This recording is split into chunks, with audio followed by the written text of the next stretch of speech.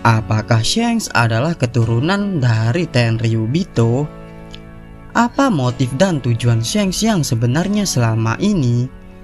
Mengapa Shanks sangat khawatir tentang sepak terjang Blackbeard?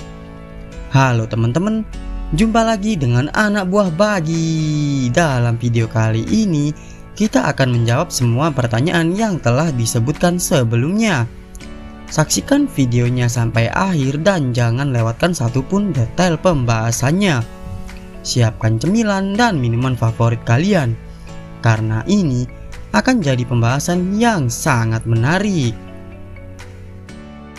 Sebelum pembahasannya dimulai, anak buah Bagi ingin berterima kasih kepada Fauzi Faujek, Abuy Archer, dan JS Channel yang telah subscribe kanal YouTube anak buah Bagi.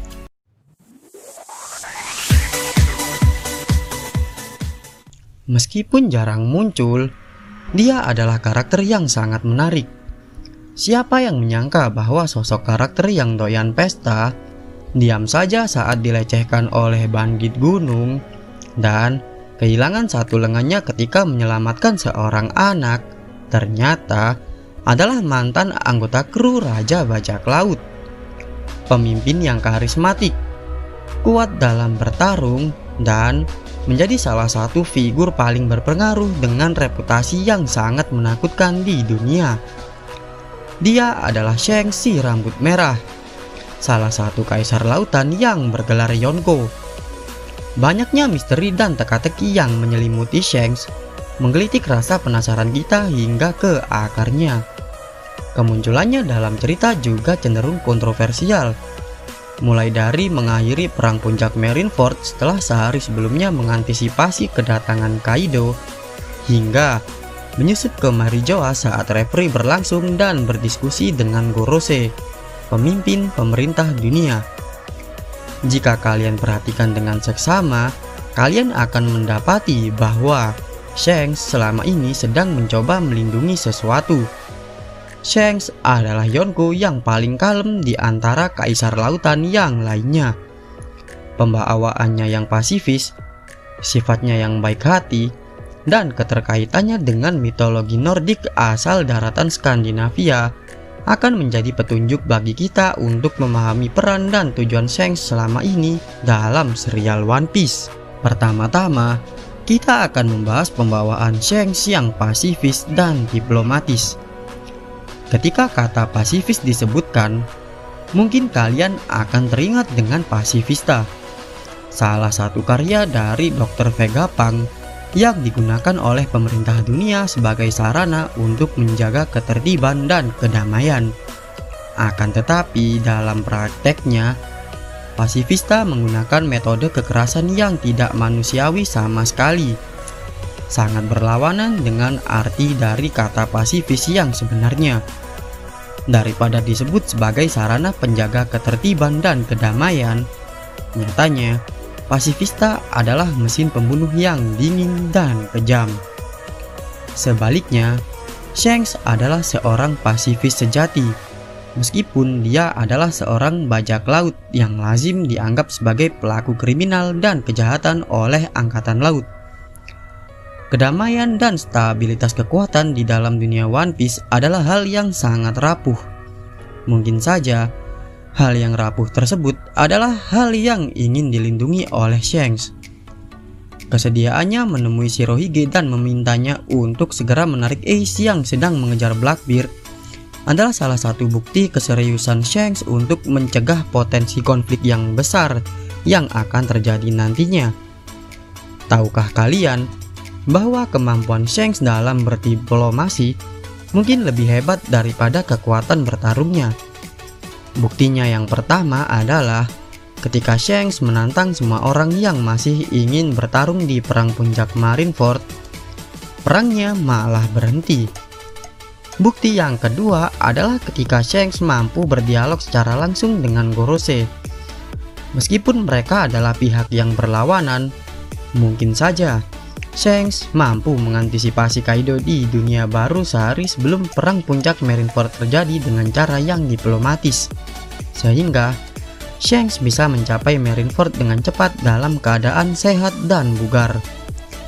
Upaya Shanks dalam mencegah sepak terjang Blackbeard dan Kaido tak lain demi menjaga stabilitas kekuatan dan kedamaian yang ada di dunia. Selain itu, hanya karena Shanks bisa diterima berdialog dengan Gorosei meskipun mereka adalah pihak yang berlawanan, belum tentu bisa jadi bukti yang kuat untuk menyebut Shanks sebagai keturunan Tenryubito. Bisa saja alasan diterimanya Shanks untuk berdialog dengan Gorosei karena pembawaannya yang pasifis dan diplomatis, sehingga Gorosei tidak melihatnya sebagai sebuah ancaman. Apalagi kestabilan kekuatan dan kedamaian di dunia disukai oleh pemerintah dunia. Karena dengan adanya kedua hal tersebut, maka status quo mereka sebagai penguasa tertinggi di dunia tidak akan terusik. Yang kedua, kita akan membahas sifat baik hatinya. Di novel Ace disebutkan melalui penuturan Skulls, salah satu anak buah Ace dalam bajak laut Spade yang menjadi maniak bajak laut, bahwa Shanks adalah Yonko yang biasanya baik hati. Akan tetapi, jangan pernah membuatnya marah, karena Shanks akan berubah 180 derajat menjadi sosok yang kejam dan mengerikan. Ketika Shanks sedang marah, hal ini menunjukkan bahwa Shanks juga memiliki sisi gelap tersendiri sebagai sebuah karakter. Mungkin saja Eustace Kid telah mencari gara-gara dengan Shanks dan membuatnya marah, sehingga Shanks memotong lengan kiri bajak laut berambut jabrik tersebut. Jika kita menilik lagi ke belakang, ketika serial One Piece baru berjalan, kebaikan hati Shanks tercermin pada tindakannya yang rela mengorbankan salah satu anggota tubuhnya demi menyelamatkan Luffy saat ia masih anak-anak. Sifat dan kepribadian Shanks menginspirasi Luffy untuk menjadi seorang bajak laut. Ada fakta yang menarik di antara Shanks dan Luffy, di mana Shanks bahkan diakui oleh Gorosei sebagai seseorang yang tidak mudah gegabah dan jauh dari predikat pembuat onar. Luffy justru kebalikannya. Luffy adalah pribadi yang gegabah dan menjadi pembuat onar paling berbahaya nomor 2 setelah bapaknya sendiri di mata pemerintah dunia. Meskipun begitu, Shanks menaruh kepercayaan dan harapan yang besar terhadap Luffy secara simbolis melalui topi jerami yang dititipkannya. Saat ini, Shanks adalah satu-satunya Yonko yang tidak berlawanan dengan Luffy. Shanks juga satu-satunya Yonko saat ini yang belum pernah mengungkapkan ketertarikannya untuk menjadi raja bajak laut. Lantas, apa motif dan tujuan sebenarnya dari Shanks selama ini? Mungkin Oda telah memberikan petunjuk untuk jawaban atas pertanyaan ini melalui legenda yang menyelimuti Shanks. Yang ketiga, kita akan membahas mitologi Nordik dan keterkaitannya dengan Shanks. Dalam mitologi Nordik, terdapat satu dewa bernama Tyr, sang dewa perang, yang pernah memerintah para dewa-dewa yang lainnya jauh sebelum Odin berkuasa. Pada satu waktu, putra Loki yang merupakan seekor serigala raksasa yang bernama Fenrir diramalkan untuk membunuh Odin. Para dewa merespons dengan membawa Fenrir ke Asgard dan berusaha mengendalikannya. Namun, serigala raksasa tersebut tidak mudah untuk dijinakkan. Fenrir mengatakan bahwa ia hanya akan mengizinkan para dewa untuk memasangkan rantai kepadanya jika salah satu dari mereka bersedia untuk menempatkan satu lengan mereka di antara taringnya sebagai jaminan. Tidak ada satupun dewa yang mau melakukannya, kecuali Tyr yang berani maju dan meletakkan lengan kirinya di mulut serigala tersebut. Begitu Fenrir menyadari bahwa dia tidak dapat menepati ucapannya, Fenrir menggigit lengan kiri Tyr hingga terputus, lalu kabur dengan rasa ketakutan. Dengan demikian, Tyr berhasil menyelesaikan masalah dan menjaga ketertiban dengan cara yang damai secara bersamaan. Sampai di sini, apakah ada kemiripan yang kalian temukan? Shanks dan Tyr memiliki beberapa kemiripan. Selain sama-sama berambut merah dan kehilangan lengan kirinya, mereka adalah sosok yang pemberani dan merupakan petarung yang hebat.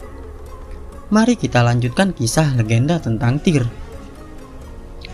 Tyr yang telah diramalkan akan gugur di tangan Gramr dalam peristiwa Ragnarok, pertempuran terbesar yang akan mengakhiri era para dewa.